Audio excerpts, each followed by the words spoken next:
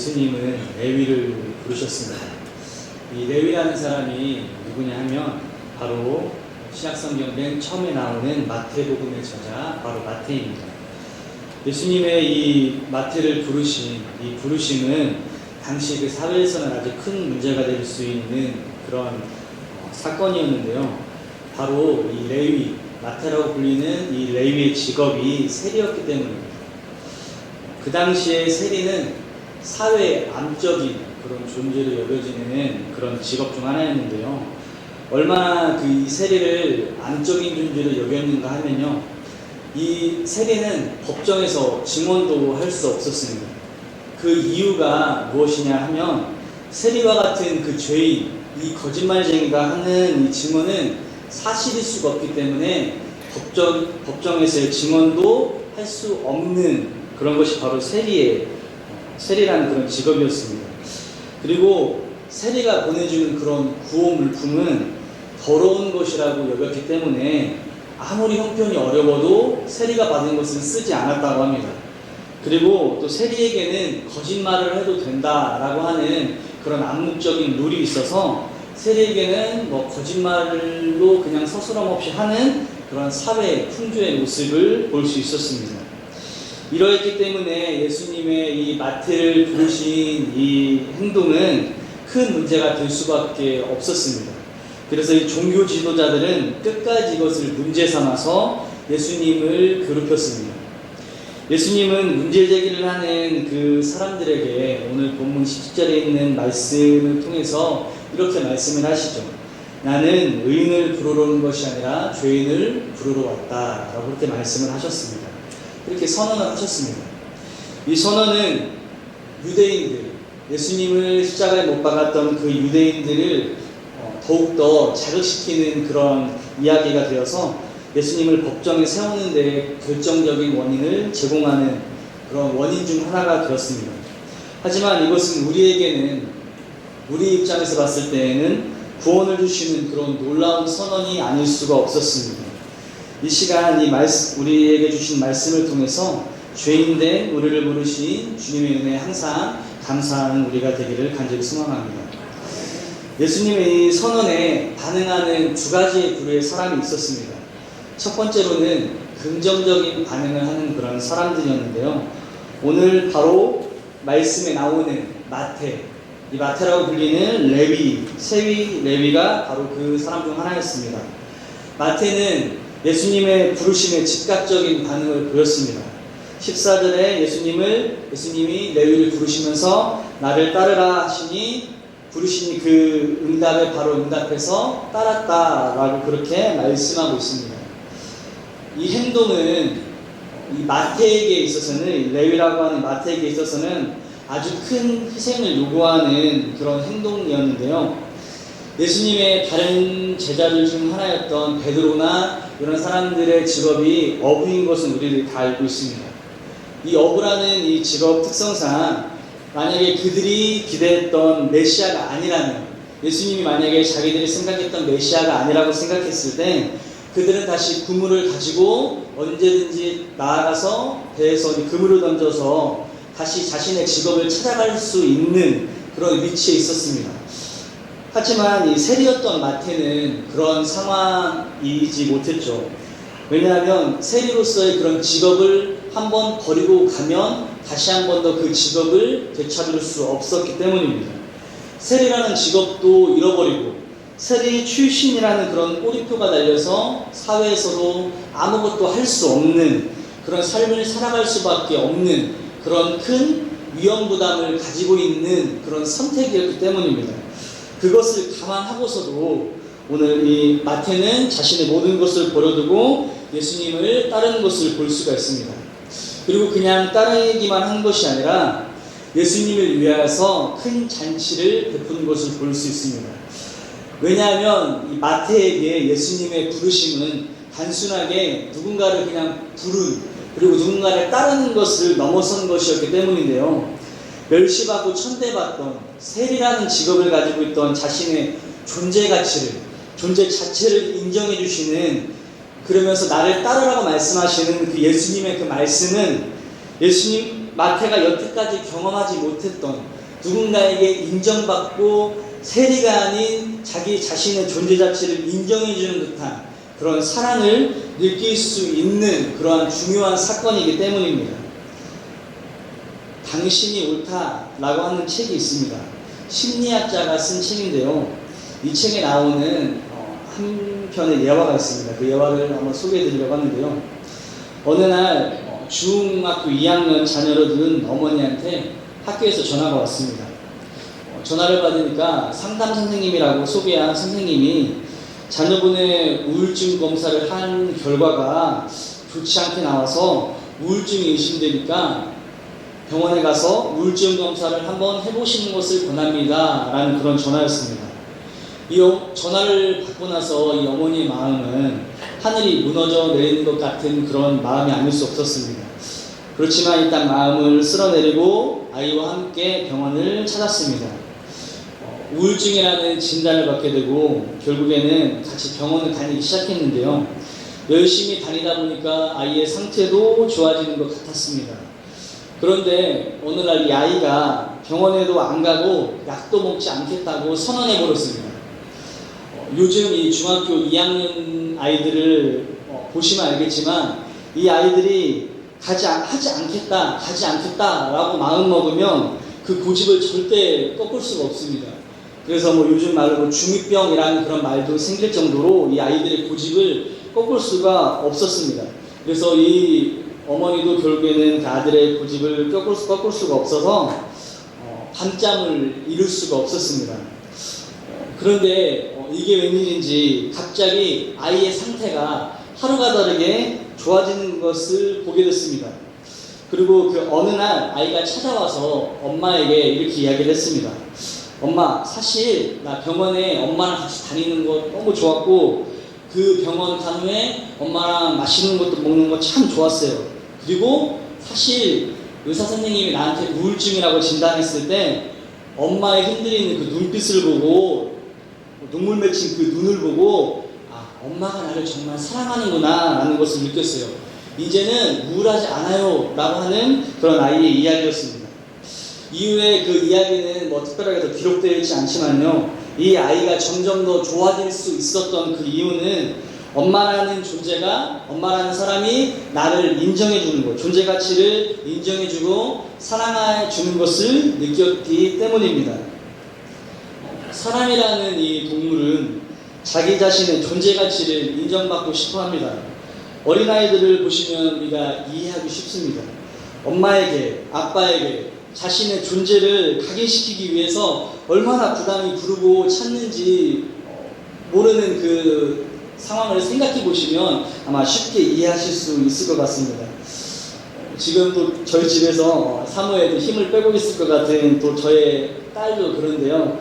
잘 놀다가도 엄마 아빠가 잠시 안 보이며 울면서 이렇게 찾는 그 모습을 생각하면 이 사람의 존재가치, 자신이라는 나라는 이 사람을 인정받기 위해 하는 그런 행동들은 아마도 우리 내면에 있는 그런 본능이지 않는가라는 그런 생각을 해봅니다. 주님은 우리의 이런 마음을 잘 알고 계셨기 때문에 그래서 12명의 제자들을 부르실 때에도 어떠한 조건을 다시지 않으셨습니다.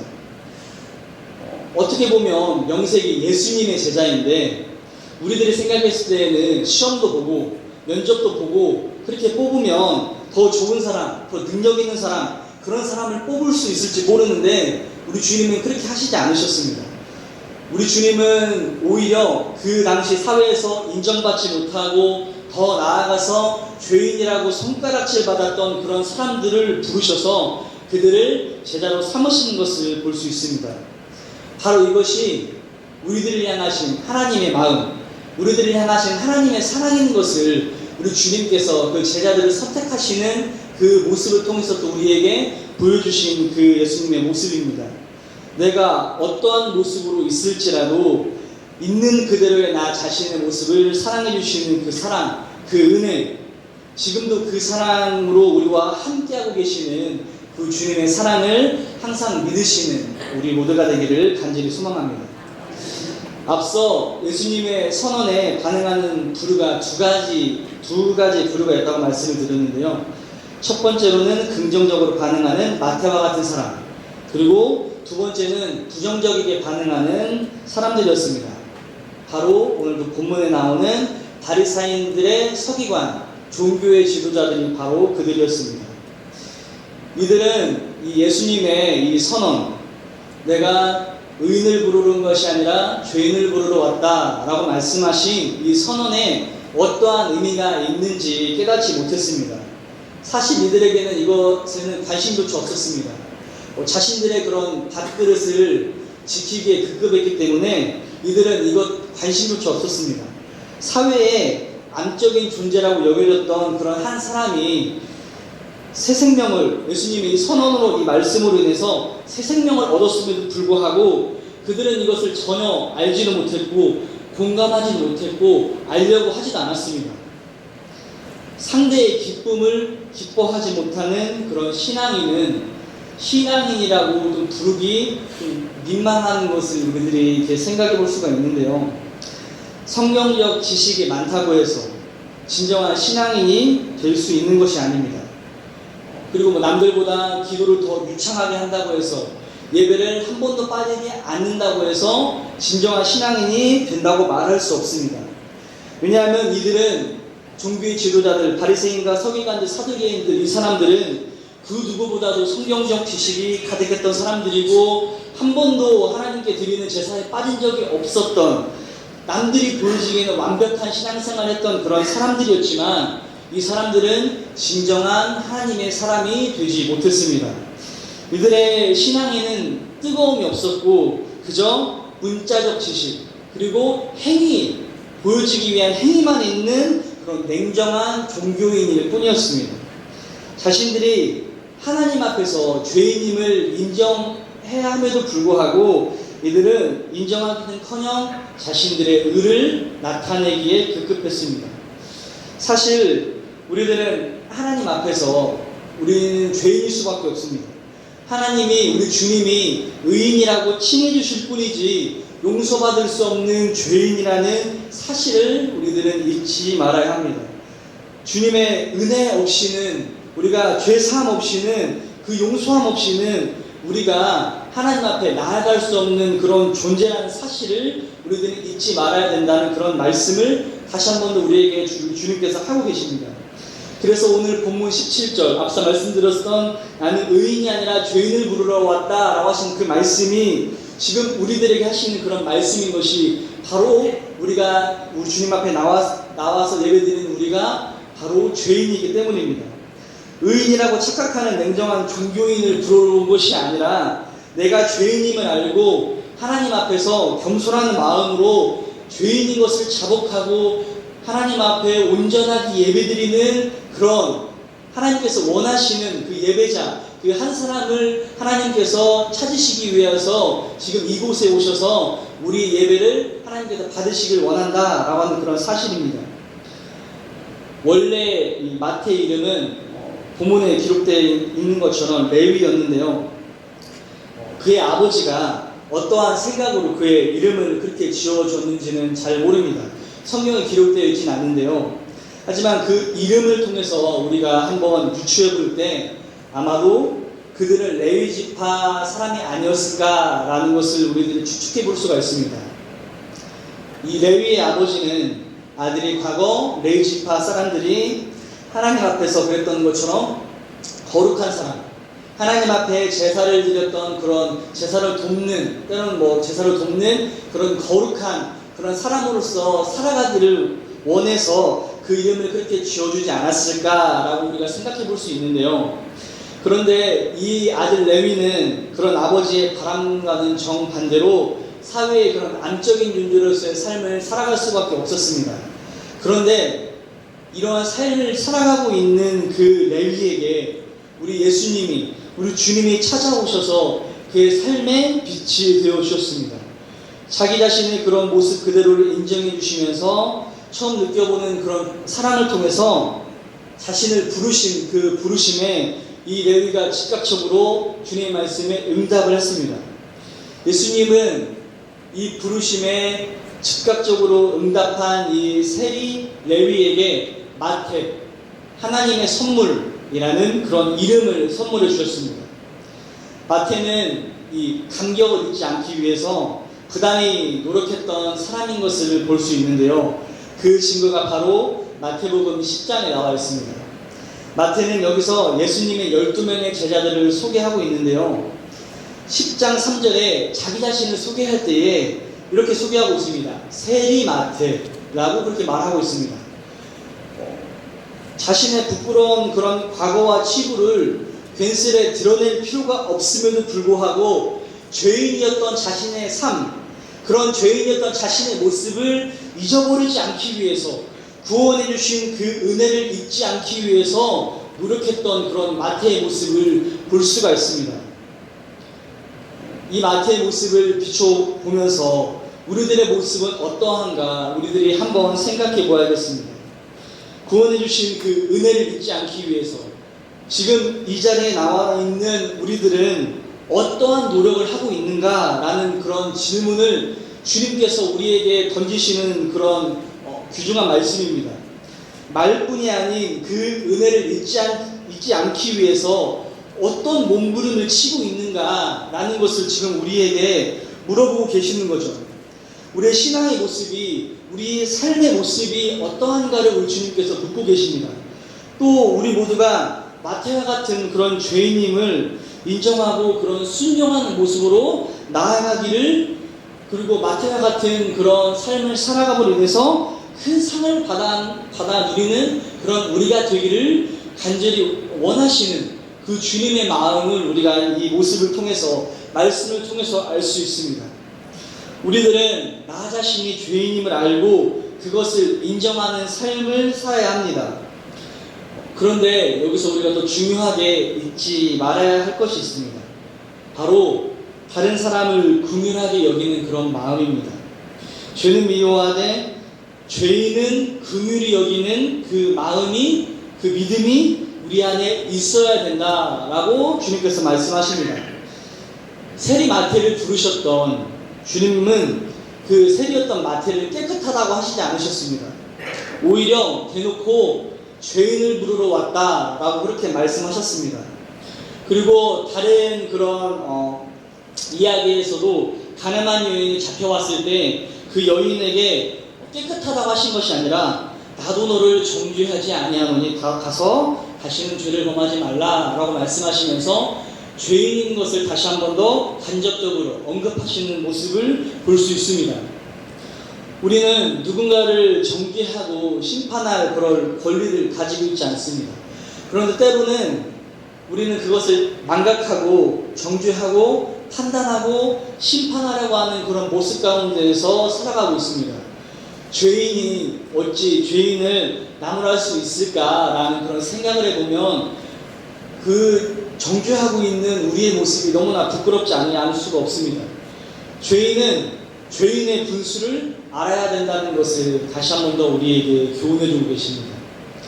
그것은 오직 우리 주님만이 하실 일이다라는 사실을 다시 한 번 더 우리에게 말씀해 주십니다. 내가 죄인임을 알고 겸손한 마음으로 주님의 부르심에 순종하고 응답할 때에 우리에게 심판이 아닌 구원을 허락해 주실 것을 항상 믿고 나아가는 우리 모두가 되기를 간절히 소망합니다. 주님은 언제나 우리를 부르고 계십니다. 마태를 부르셨던 것처럼, 마태 이외에도 다른 제자들을 부르셨던 것처럼 우리를 부르고 계십니다. 그 부르심은 때로 우리가 어려울 때 부르실 때도 있습니다.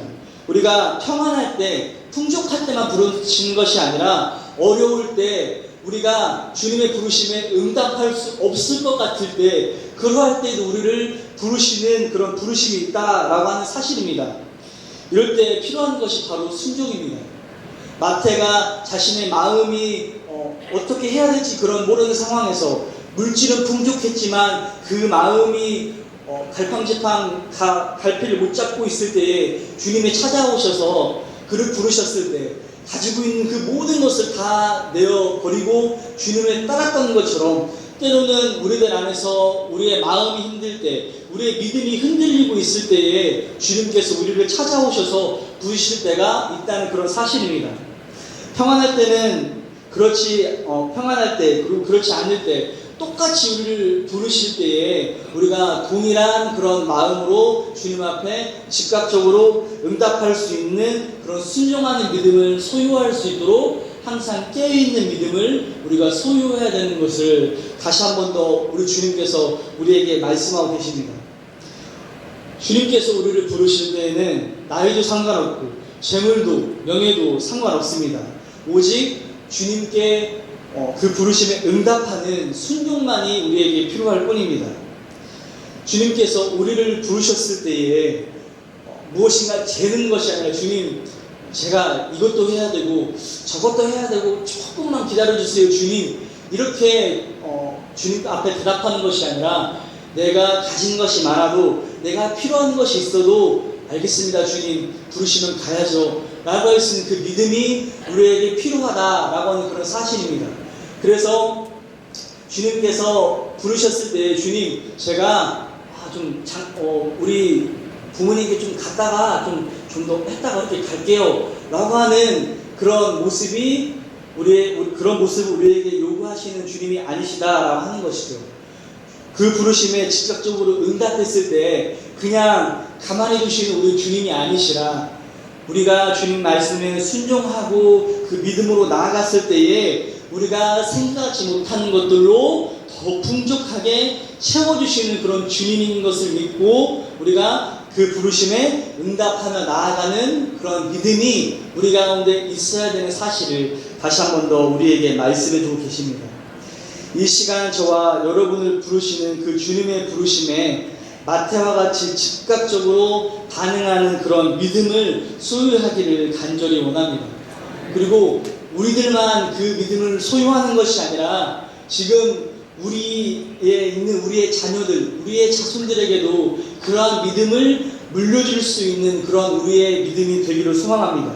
그리고 옆에 있는 그런 우리의 이웃들, 아직 우리 주님을 모르는 그 사람들에게 우리가 그 주님의 이 복음을, 복된 소식을 전해야 되는 그 이유 중 하나는 그들이 주님께서 부르셨을 때에 응답할 수 있도록 우리가 이끌어주는 그 책임이 우리에게 있기 때문입니다.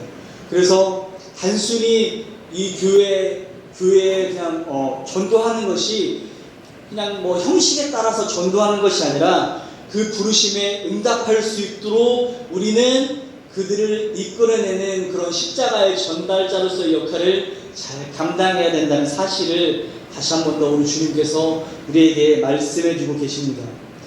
우리 모두가 다시 한 번 더 이 세리 마태를 부르셨던, 레위를 부르셔서 마태라 불러주시고 그 존재의 가치를 인정해 주시면서 그에게 사랑을 베풀어 주시고 은혜를 베풀어 주셨던 주님이 지금도 우리를 부르시면서 우리의 형편을 아시고 나를 가장 사랑하시는 우리 주님이 나를 부르셨을 때, 네 주님, 제가 여기 있습니다, 저를 사용해 주세요 라고 응답할 수 있는 그런 온전한 순종하는 믿음을 온전히 소유할 수 있는 우리 모두가 되기를 이 시간 간절히 소망합니다.